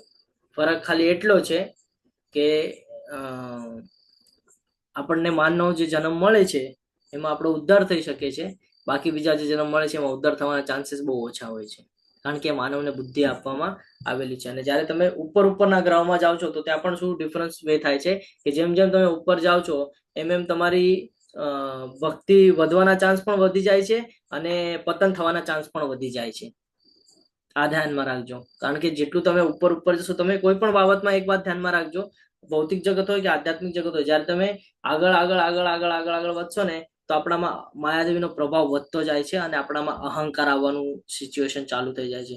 એને જેને સમજી લીધું ને કે અહંકાર નથી આવવા દેવાનો, એ વ્યક્તિ પ્રગતિ કરી શકે છે. ભક્તિમાં પણ એવું જોવા મળે છે કે જ્યારે તમે વધારે પડતી ભક્તિ કરતા હો, ભગવાનના એકદમ સાનિધ્યમાં જવાનો પ્રયત્ન કરતા, ત્યારે તમને એમ લાગે કે નહીં, હું જ કાંઈક છું, મારા જેવી ભક્તિ તો કોઈ નહીં કરે. હું રોજની 16 માળા કરું છું, મારા જેવી 16 માળા તો કોઈ નહીં કરતું હોય. તો આ અહંકાર છે, આ આવવા નથી દેવાનું, આપણા પતનનું કારણ બને છે. એટલે ભગવાન કહે છે કે તારું સારા લોકમાં તો તમે મોકલાવીશ, પણ પાછું નીચેના લોકમાં પણ તને હું મોકલાવીશ, કર્મો પૂરા થઈ જશે ત્યારે. પરંતુ જે ભગવાનની ભક્તિ કરે છે અનન્ય ભાવે, એનું શું થશે? તો એની માટે કહે છે કે જે લોકો અનન્ય ભાવે મારા દિવ્ય સ્વરૂપનું સદા ચિંતન કરતા રહી મને ભજે છે, તેમની જરૂરિયાતોની હું પૂર્તિ કરું છું, તેમની પાસે જે છે એનું રક્ષણ પણ કરું છું. આપણી સાથે થાય છે શું? આપણને એવું થાય છે કે નહીં, ભગવાનની ભક્તિ તો ભલે અંતિમ સમયમાં કરી લેશું ને, ભગવાને કીધું ને કે લાસ્ટ સમયમાં યાદ કરે તો સીધા ગોલોક વૃંદાવન. એવું છે, હમણાં ભક્તિ કરવાની શું જરૂરત છે? લાસ્ટ સમય યાદ કરશું ને સીધા ગોલોક વૃંદાવન વયા જશું, એવું લાગે ને આપણને. તો ભગવાન અહીંયા આપણને આન્સર આપે છે, ખૂબ સરસ રીતે સમજાવે છે. શું કે છે? જે લોકો અનન્ય ભાવે મારી દિવ્ય સ્વરૂપનું સદા ચિંતન કરતા રહી મને ભજે છે, એટલે જે ભગવાનની કન્ટિન્યુઅસ ભક્તિ કરે છે એમની જરૂરિયાતોની હું પૂર્તિ કરું છું. આ ભગવાનનું સ્ટેટમેન્ટ છે કે એમની જે કાંઈ પણ ઈચ્છાઓ છે એ ઈચ્છા હું પૂર્ણ કરું છું. હવે આપણી ઈચ્છાઓ તો કેટલી બધી હોય ભૌતિક જગતમાં, પણ ક્યારે પૂરી થાય? ભગવાનની ભક્તિ કરીએ ને ત્યારે પૂરી થાય. અને કહે છે જે એમની પાસે છે એનું રક્ષણ પણ હું કરું છું અને ચિંતા કરવાની જરૂર નથી. એકવાર આપણને પોતાને જો ભગવાનને સોંપી દીધા તો આગળનું બધું પછી ભગવાન જ જોઈ લે છે, આપણે જોવાની જરૂરત પડતી નથી. આપણને ખાલી એટલું જ જોવાનું હોય છે કે આપણે કોઈ દિવસે પતનનું કર્મ ન કરી નાખીએ, કે આપણે કોઈ દિવસે ભૂલથી પોતાના પતનનું કોઈ કર્મ ન કરી નાખીએ, આપણે એટલું જ ધ્યાન રાખવાનું છે. બાકી ભગવાનને બધું ખબર છે, આપણને શું જોઈએ છે શું નથી જોઈતું, આપણે ભગવાનની ભક્તિ શા માટે કરીએ છીએ બધું એમને ખબર છે, એટલે આપણે બધું ચિંતા કરવાની જરૂર નથી. અહીંયા ખૂબ જ સરસ એક કથા છે, કોઈને કેવી છે, સમજવા માટે જરૂરી છે એટલે લઈએ છીએ આપણે કથા. હરે કૃષ્ણ. એક સમયની વાત છે, ભગવાન બાળ સ્વરૂપે છે અને ત્યાંથી ફ્રૂટ વેચનારી જતી હોય છે, એમને અવાજ આપે છે કે મને પણ ફ્રૂટ જોઈએ છે, તો એમને બોલાવે છે. અને એ સમય એવું હતું કે કંઈક વસ્તુના બદલેમાં વસ્તુ મળે. ફોર એક્ઝામ્પલ, મને જો તમારી પાસેથી ફ્રૂટ જોઈતા હોય તો મારી પાસે જે કાંઈ પણ ધાન્ય કે જે કાંઈ પણ મારા ખેતરમાં ઉગ્યું હોય, મારે એ જ વજનનું ધાન્ય તમને આપવું, તો તમે મને તમારી પાસેની એ જ વજનની વસ્તુ તમે મને આપો. આવી રીતનું પહેલા ચાલતું હતું. તો થાય છે એવું કે એમની ઈચ્છા હોય છે કે ફ્રૂટ જોઈએ છે, એમને અવાજ આપે છે, બોલાવે છે, ટોકરી લઈને મૂકે છે. તો એ જે ફ્રૂટ વેચનારા જે માતાજી છે એ એવા ભાવથી એકદમ નિસ્વાર્થ ભાવ આપણે કહીએ ને, ખુશ થઈ જાય છે એમને જોઈને. શું કામ ખુશ થાય છે એની પાછળનું આપણે રહસ્ય પણ જાણીએ કે ભગવાન બાળ સ્વરૂપે છે, દોડતા દોડતા જાય છે અને હાથમાં તાંદૂળ લાવેલા છે. હવે નાનું બાળક હોય ને હાથમાં જો મુઠ્ઠી ભરીને તાંદૂળ હોય તો દોડતું દોડતું આવે તો અડધા તો બધા વેરાઈ જાય. ત્યાં એ માતાજી સુધી પહોંચે ત્યાં તો 2-4 ગણ્યા ગાંઠે એના હાથને જે ચોટેલા હોય ને એટલા જ હોય, બાકી તો બધા પડી ગયા હોય. તો એ જોવે છે તો એને બહુ ખુશી થાય છે એને જોઈને કે કેટલી ઉત્સુકતા છે એને એમ. તો પછી એને ફ્રૂટ આપે છે તો કે મને ઓલા પણ જોઈએ. તો એ બીજું કોક હોત તો શું કરત? નહીં નહીં, આટલામાં તો આટલું જ આવે, તારા હાથમાં તો કઈ નથી, કેમ આપું? આવી બધી ભાવના હોય. પણ તમે એમની ભાવના, એમની ઈચ્છા જોજો કેવી છે કે લઈ લે, બધું જ લઈ લે. એના હાથમાં નથી બેસી રહ્યા તો પણ એટલા બધા ફ્રૂટ આપી રહ્યા છે. જો ભગવાનના હાથમાં નથી સમાઈ રહ્યા તો બી ફ્રૂટ આપી રહ્યા છે. જો હજી એને નિસ્વાર્થ ભાવે ખુશી ખુશીથી ફ્રૂટ આપે છે, જે કાંઈ પણ છે બધું આપી દે છે. અને ઓલા જે જરાક બચ્યા હતા ને હાથમાં ચોટેલા તાંદૂળ, એ ટોકરીમાં પડેલા છે, જાય છે માથા પર લઈને ખુશી ખુશી વયા જાય છે. અંદર ખૂબ સરસ એવો ભાવ છે. ખબર નથી ભગવાન છે, ખબર નથી કે એ ભગવાન છે. લઈને જાય છે અને તડકો છે માથે. હવે માથા ઉપર ટોકરી હોય તો તડકો લાગવો જોઈએ કે ન લાગવું જોઈએ? પણ થોડાક સમય પછી એને થાક લાગવા માંડે છે. થાક લાગે છે તો એને લાગે છે કે તડકાના લીધે થાક લાગી રહ્યો છે. પણ જયારે એને થાક લાગે છે, એક વૃક્ષના નીચે જયારે બેસે છે, ટોકરી નીચે મૂકે છે, ટોકરીમાં વજન થઈ ગયું છે, ટોકરી જયારે નીચે મૂકે છે તો એમાં ઘરેણા દેખાય છે. તો ભગવાન આ પ્રમાણે, ભગવાને કીધું ને કે હું રક્ષણ કરું છું, તને જે જોવે છે એની પૂર્તિ કરું છું ઈચ્છાની. આ એનું ઉદાહરણ છે. આપણી ભૂલ એ જ થાય છે કે આપણે શું કરીએ છીએ, આપણે પોતે બધું હાસિલ કરવાની પાછળ લાગેલા છે. પણ એકવાર સોંપી દો. હમણાં જ કીધું ભગવાને, હું તારો પિતા પણ છું, માતા પણ છું. ત્યારે આપણે નાના હતા તો ક્યાં આપણે કમાવા જતા? ત્યારે આપણે માતા પિતાને જ કહેતા ને, મને આ લઈ આપો, મને ઓલું લઈ આપો. કોને કહેતા? આપણે છે ને દાદાને, માતા પિતાને, એને જ કહેતા. સેમ એજ અહીંયા આપણે રૂલ્સ ફોલો કરવાનું છે, પણ આપણે ભૂલી ગયા છે આ બધું. છે ને મોટા થયા એટલે આપણને એમ લાગ્યું કે ભાઈ હવે તો હું બધું કરી શકું છું, હવે તો મને કોઈની જરૂર નથી. આપણને એવું લાગે અને બધું ભૂલી ગયા છીએ. તો એ જ ફરીથી અહીંયા આપણને સમજવું જરૂરી છે. આપણને નાનપણથી આ બધું શીખવાડવામાં એટલા માટે આવે છે કે આપણને એનું જ્ઞાન રહે, પણ એ શીખવાડવાની પદ્ધત અલગ છે એટલા માટે યાદ નથી રહેતું. પણ જયારે ભગવદ્ ગીતા આપણે સમજીએ છીએ તો આપણને બધું રિફ્રેશ થાય છે કે નાનપણમાં આપણે આવું બધું બહુ કરતા. તો એ અહીંયા ક્લિયર થાય છે આપણને કે આપણે વધારે ચિંતા કરવાની જરૂર નથી. આપણે એના સાનિધ્યમાં રહેવાનું છે. ભગવાનને બધું ખબર છે આપણને શું જોઈએ છે, કેવી રીતે આપવાનું છે, એ આપી દેશે. આપણે એના લાયક થશું, એ બરાબર આપણી સામે લાવીને ઊભું કરી દેશે. તો આ સમજવું બહુ જરૂરી છે. આપણે આપણા માતા પિતા ઉપર કેવો ભરોસો કરીએ જ ને? ભરોસો કરીએ જ કે નથી કરતા? હરે કૃષ્ણ. કરીએ છે પ્રભુજી. કરીએ ને ભરોસો, તો પછી ભગવાન પર તો કરવો જ જોઈએ. એકવાર ભગવાન પર ભરોસો રાખીને જોજો.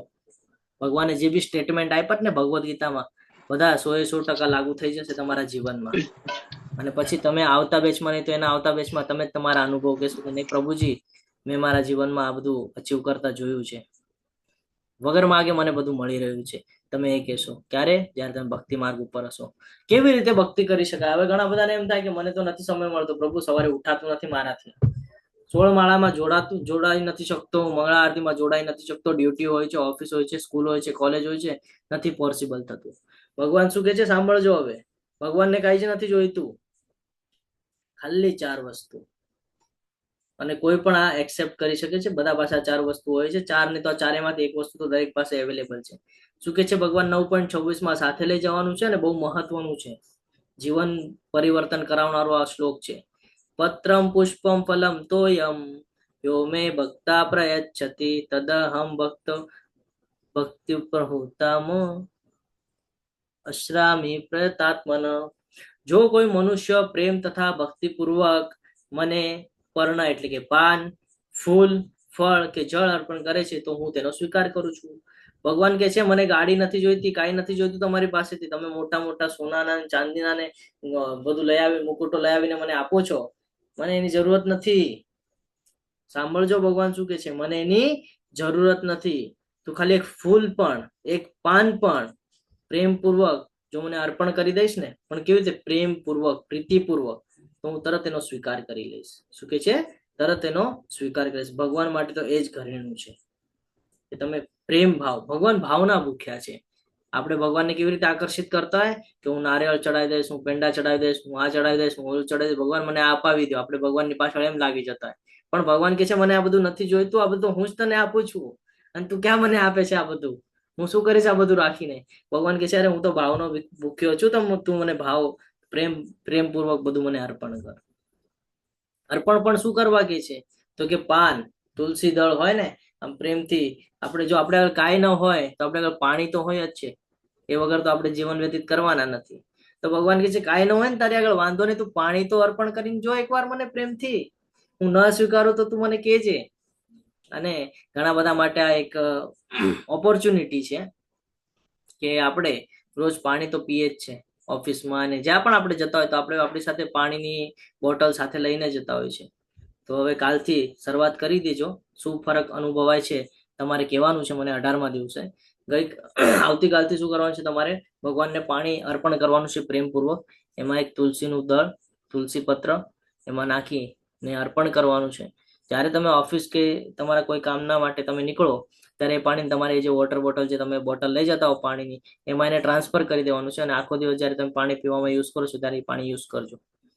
શું ફરક પડે છે ને 18મા દિવસે તમારે મને કહેવાનું છે. આજે 9મો દિવસ છે, હજી 9 દિવસ આપણે આ ટ્રાય કરવાનું છે. 18મા દિવસે તમારે મને કહેવાનું છે કે શું ચેન્જીસ આવ્યા તમારા જીવનમાં. હું તમને ઇન્સ્ટન્ટ રિઝલ્ટ બતાડું છું. એટલે આ બહુ મહત્વનું છે. ભગવાન કહે છે કે કોઈ પણ ફૂલ, એવું નથી કે આ જ ફૂલ જોઈએ, કોઈ પણ ફૂલ, કોઈ પણ ફળ, કોઈ પણ જે તમારી પાસે હોય એ ફળ, પણ કેવી રીતે? પ્રેમપૂર્વક, પ્રીતિપૂર્વક, ભક્તિપૂર્વક.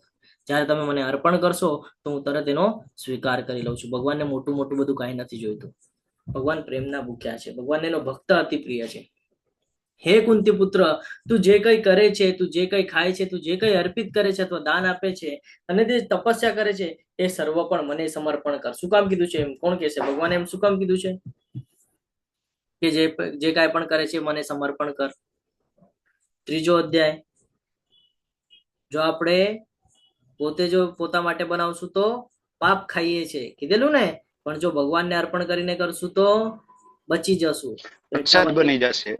હા, તો એટલા માટે અહીંયા ભગવાન આપણને સમજાવે છે કે તું કર્મના બંધનથી પોતાને બચાવી શકે છે જ્યારે તું સેન્ટરમાં મને રાખે છે. એટલા માટે તું જે કાંઈ પણ કરવા જાય તું પેલા સેન્ટરમાં મને રાખ. એટલે હું તારો, આપણે કહીએ ને કે ઓલું યુદ્ધ કરીએ તો ઓલું શું હોય? ભાલો કહેવાય ને એને. રક્ષણ માટે શું વાપરીએ આપણે? ભાલો.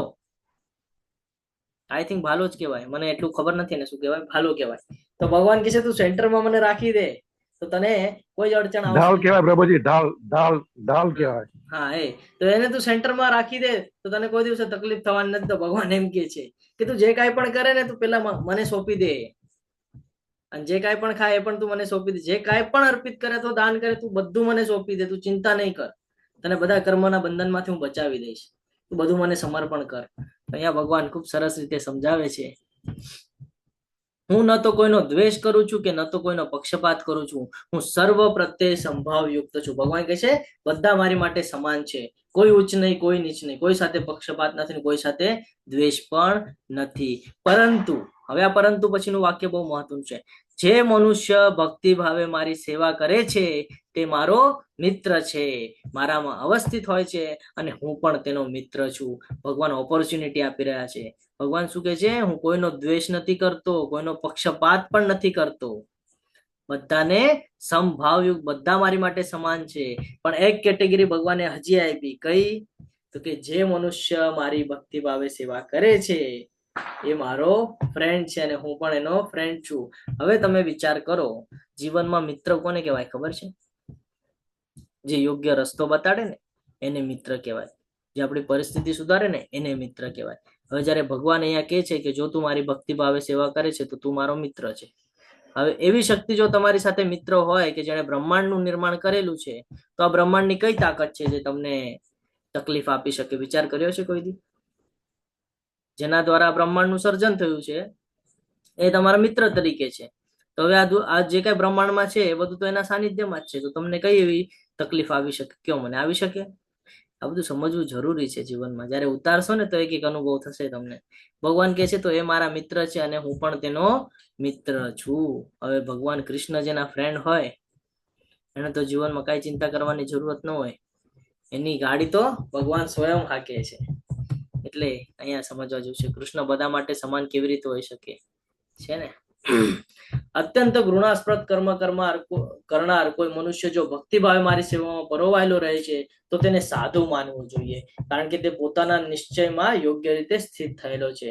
ખૂબ સરસ રીતે અહીંયા આપણે સમજીએ તો ભગવાન કે છે અત્યંત ઘૃણાસ્પદ કર્મ કરનાર. અત્યાર સુધી ઘણા બધા એવા અસંખ્ય એવા કર્મ કરેલા છે જે પતનનું કારણ બનેલા છે, જે ખરાબ કર્મ કરેલા છે, પરંતુ જો એ ભક્તિભાવે હવે એને આ જ્ઞાન પ્રાપ્ત થયું છે અને હવે એ ભક્તિભાવે જો મારી સેવામાં પોતાને પરોવી રાખે છે, હવે અહીંયાથી પોતાનું લાઈફસ્ટાઈલ ચેન્જ કરે છે, જીવનમાં ભગવદ ગીતા ઉતારે છે, તો ભગવાન શું કહે છે? એવાને સાધુ માનવો જોઈએ.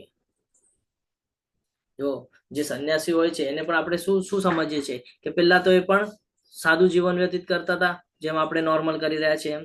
પછી એને જ્ઞાત થાય છે એટલે બધું સંસાર બિનસાર છોડીને વયા જાય છે, એને આપણે સંન્યાસી કહે છે. આપણે એમ જ પકડીએ છીએ ને, આપણને જ જ્ઞાત છે તો આપણે એમ જ પકડીએ છીએ. ભગવાને આપણને ક્લિયર કરાવે છે કે સાધુ કોને કહેવાય? તો કે અત્યાર સુધી ભલે કુકર્મ કર્યા, ખરાબ કર્મ કર્યા, પણ જેને જ્ઞાત થઈ જાય ને કે હવે મારે નથી કરવાના, હવે મારે ભૂલ સુધારવાની છે, હું તો ભગવાનનો દાસ છું, મારે દાસ બનીને રહેવાનું છે, તો એને સાધુ કહેવામાં આવે છે.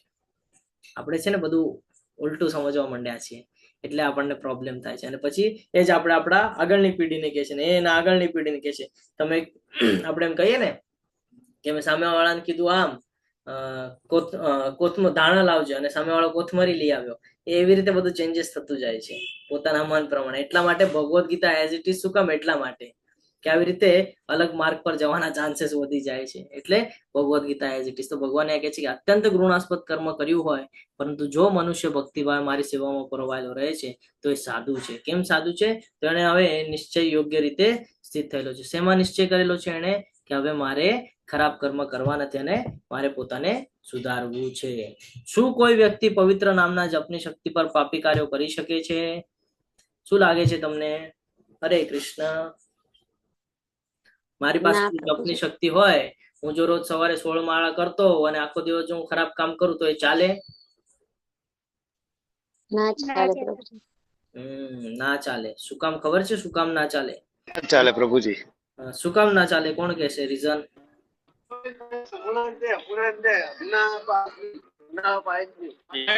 હરે કૃષ્ણ. હરે કૃષ્ણ.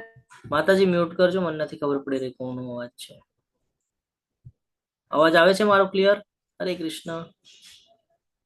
જો ભક્તિ રસામૃત સિંધુમાં પણ 10 નામ અપરાધ છે, જેમાંથી એક નામ અપરાધ આને ગણવામાં આવે છે કે એક સાઈડ હરે કૃષ્ણ મહામંત્રના જપ કરે ને બીજી સાઈડ ખરાબ કામ કરે. તો એટલા માટે નથી કરવાના, કારણ જો તમે ખરાબ કામ કરશો તો તમે પોતાનું પતન કરો છો અને માયાદેવી પ્રબળ છે, તમને ત્યાં તરત ખેંચી લેશે. એટલે કોઈ દિવસે એવું કરવાનું નથી. પવિત્ર નામના જપ કરો છો એને પવિત્ર રહેવા દેવાનું છે. આપણે શું કરીએ છીએ? ડિસએડવાન્ટેજ લેવા જાય છે, જેનાથી આપણું પતન નિશ્ચિત થાય છે. તે તરત જ ધર્માત્મા બની જાય છે. જો જે ભક્તિ માર્ગ પર આવે છે, ફોર એક્ઝામ્પલ અત્યાર સુધી ઘણા બધા કુકર્મ કર્યા છે, પણ હવે ભગવાનની ભક્તિ માર્ગ સ્વીકાર્યો છે, એને ખબર પડી ગઈ છે વાસ્તવિકતા શું છે અને એને બધું એ છોડી દીધું છે અને ભગવાનના શરણમાં આવ્યો છે, તો એને શું કે છે? ભગવાન કે છે એ તરત જ ધર્માત્મા, શું કેવી આત્મા બની જાય છે? ધર્મની આત્મા, ધર્માત્મા બની જાય છે. એક સાઈડ ખરાબ હતો, હવે પૂરો સાફ થઈ ગયો છે, પૂરો શુદ્ધ થઈ ગયો છે. કેમ? કારણ કે ભગવાનના સાનિધ્યમાં આવી ગયો છે અને સ્થાયી શાંતિ પ્રાપ્ત કરે છે. સ્થાયી એટલે કે હંમેશની શાંતિ. આપણને અત્યારે ભૌતિક જગતમાં કેવી શાંતિ મળે છે? ક્ષણિક મળે છે, જરા સમય માટે જ મળે છે, પણ જ્યારે ભગવાનની ભક્તિ કરે છે તો એ આપણને સ્થાયી શાંતિ પ્રાપ્ત કરે છે. હે કુંતી પુત્ર, નિર્ભય થઈને ઘોષણા કર કે મારા ભક્તનો કદાપી વિનાશ થતો નથી. ભગવાન અહીંયા ક્લિયર કરીને કે છે. કોને કે છે? અર્જુનને. શું કે છે? મારી તરફથી તું ઘોષણા કરી દે. શું ઘોષણા કરી દે? કે મારો ભક્ત કોઈ દિવસે એનો વિનાશ થવાનો નથી. એટલે કે છે કે જે ભગવાનના શરણમાં છે એનો કોઈ દિવસે વિનાશ થતો નથી, નથી ભૌતિક જગતમાં કે નથી આધ્યાત્મિક જગતમાં. એટલા માટે કે છે કે ભગવાનના શરણે રહેવું જોઈએ. અને કોને કે છે? તો એના જે પ્રિય મિત્ર છે, જે એના ભક્ત છે એને કે છે. શું કામ? કારણ કે ભગવાનને એના ભક્ત અતિ વાલા છે. ભગવાનનું જે સ્ટેટમેન્ટ ખબર છે? શું સ્ટેટમેન્ટ આપ્યું હતું ભગવાને? કે હું કોઈ પણ શસ્ત્ર ઉપાડીશ નહીં, યુદ્ધના મેદાનમાં હું કોઈ પણ શસ્ત્ર ઉપાડીશ નહીં. લીધેલું ભગવાને આ પ્રણ? લીધેલું ને? જયારે ભગવાનનું સિલેક્શન કરવાની વાત હતી ત્યારે કે હું કોઈ પણ શસ્ત્ર નહીં ઉપાડીશ. એક સાઈડ મારી સેનાઓ છે, બરાબર, અને એક સાઈડ હું એકલો રહીશ, એટલે મારી સેનાના ઓપોઝિટમાં જ હું રહીશ. એ લોકો આગળ શસ્ત્ર છે પણ હું કોઈ શસ્ત્ર ઉપાડીશ નહીં, આવું ભગવાને કીધેલું? કીધેલું ને? તો પણ મહાભારત આપણે યુદ્ધના મેદાનમાં તમને જો કથા યાદ હોય તો મહાભારતના યુદ્ધના મેદાનમાં ભગવાને રથનું પૈડું ઉપાડી લીધેલું ભીષ્મ પિતામહની સામે.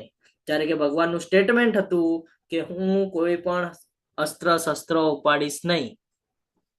તો ભગવાનના જ્યારે ભક્તની વાત આવે છે ને, ત્યારે ભગવાન એ પણ જોતા નથી કે મેં શું કોઈને પ્રણ આપેલું છે. ભગવાનને શું ઇમ્પોર્ટન્ટ છે? ભગવાનને પ્રણ ઇમ્પોર્ટન્ટ નથી, ભગવાનને એનો ભક્ત ઇમ્પોર્ટન્ટ છે. એટલે અહીંયા ભગવાને શું કીધું છે કે એકવાર હું પોતાની માટે તો ઓલું કરી નાખીશ, પણ હું મારા ભક્તના એમાં કોઈ દિવસે કહીએ ને કે કોઈ દિવસે હું એમાં નીચાઈ નહીં બતાડું કે જવા દે ને મારો ભક્ત છે, કોઈ દિવસે નહીં. ભગવાન કે હું પોતે તકલીફ સહન કરી લઈશ પણ મારા ભક્તને તકલીફ નહીં થવા દઉં. આ ભગવાન છે. અને એ તમારા જો મિત્ર હોય તો તમારા જીવનનો કયો એવો પ્રસંગ હશે કે જેમાં તમને તકલીફ થઈ હશે કે તમે અશાંતિ મળી હશે? એટલા માટે બહુ વિચાર કરવા જેવું છે આ બધું. આ બધું આપણે પચાવી નથી શકતા. સાંભળવું સારું લાગે છે પણ જીવનમાં ઉતારી નથી શકતા. પણ જે દિવસે જીવનમાં ઉતારી લીધું ને એ દિવસે બીજા કોઈના હાથ પગ પકડવાની જરૂરત પડતી નથી. આ છે ભગવાન. આપણને એમ થાય કે શું થઈ જશે, અથવા તો આપણને બધું ઇન્સ્ટન્ટ જોઈતું હોય, આપણને એમ થાય કે હું તો ભગવાનની ભક્તિ કરવાની મેં તો ચાલુ કરી, આજે 6 મહિના થયા પણ મને કોઈ રિઝલ્ટ મળતું નથી, અને કોઈક તો 1 જ મહિનો કરે છે તો એને રિઝલ્ટ મળે છે. શું ભૂલ થાય છે એ જોવું જરૂરી છે. ભક્તિ એ પણ કરે છે, ભક્તિ આપણે પણ કરીએ છીએ, પણ બંનેના ભક્તિમાં કંઈક તો ડિફરન્સ છે. જ્યારે એને રિઝલ્ટ મળી રહ્યા છે, આપણને નથી મળી રહ્યા, તો એ જાણવું જરૂરી છે. આપણે શું કરીએ છીએ, આપણા મનનું નથી થતું, તરત દેવી દેવતાઓ ચેન્જ થઈ જાય છે ને? આપણે તો દેવી દેવતાઓને પણ આપણા મન મરજી પ્રમાણે રાખીએ છીએ, મારા ફેવરેટ આ ને મારા ફેવરેટ ઈ. એટલે આ બધું સમજવું જરૂરી છે. ભગવાન કહે છે તારે કાંઈ ચિંતા કરવાની જરૂર નથી, તને કાંઈ જ નથી સમજાતું ને, તું કાંઈ જ ચિંતા નહીં કર, બધી ચિંતા છોડી દે, તું ખાલી એક કર્મ કર. કયું કર્મ? મન્મનાભવ મદભક્તો મધ્યાજી મામ નમસ્કુરુ મામે વૈશેષ યુક્તેત્વ આત્મપરાયણ. શું આત્મપરાયણ કર? શું કે છે ભગવાન? ભગવાન કે છે તારા મનને, તારું જે મન છે એને મારા નિત્ય ચિંતનમાં પરોવી દે. હંમેશા શું કર? મારું સ્મરણ કર, મારો ભક્ત થા, મને નમસ્કાર કર અને મારી પૂજા કર. આ ભગવાન કહી રહ્યા છે. કે ભગવાન કે છે મને સેન્ટરમાં મૂકી દે. તું જો મને સેન્ટરમાં મૂકી દઈશ ને તો શું કે છે, તું સંપૂર્ણ રીતે તન્મય થઈને તું મને નક્કી પ્રાપ્ત કરીશ. શું કે છે ભગવાન? તું મને નક્કી પ્રાપ્ત કરીશ. ક્યારે? જ્યારે તું તારા મનને નિત્ય ચિંતનમાં પરોવી દઈશ, જ્યારે તું કન્ટિન્યુઅસ મારું સ્મરણ કરીશ, કોઈ પણ કર્મ કરતા પહેલા તું મારું વિચાર કરીશ, મારો ભક્ત થઈશ અને મને જ નમસ્કાર કરીશ. ઘણા બધા સમયે આપણા ફેમિલીમાં આપણે આ જોઈએ છે કે જે ઘરનું મુખ્ય હોય ને, એ કોઈ પણ કર્મ કરવા જઈએ, સારું કે ખરાબ, તો એ પહેલા એના ફેમિલીનો વિચાર કરે છે કે હું આ કરું છું પણ મારા ફેમિલી ઉપર આનો અસર ન થવો જોઈએ, છે ને? વિચાર કરે છે ને? એવી જ રીતે આપણે પણ વિચાર કરવાનો છે કે આપણું જીવન છે એ ક્યાંક પતનના માર્ગ પર તો નથી જઈ રહ્યું ને? અને એને બચાવવા માટે જ આપણને ઓપ્શન છે, એને બચાવવા માટે જ આપણને ઓપ્શન છે આ બધા.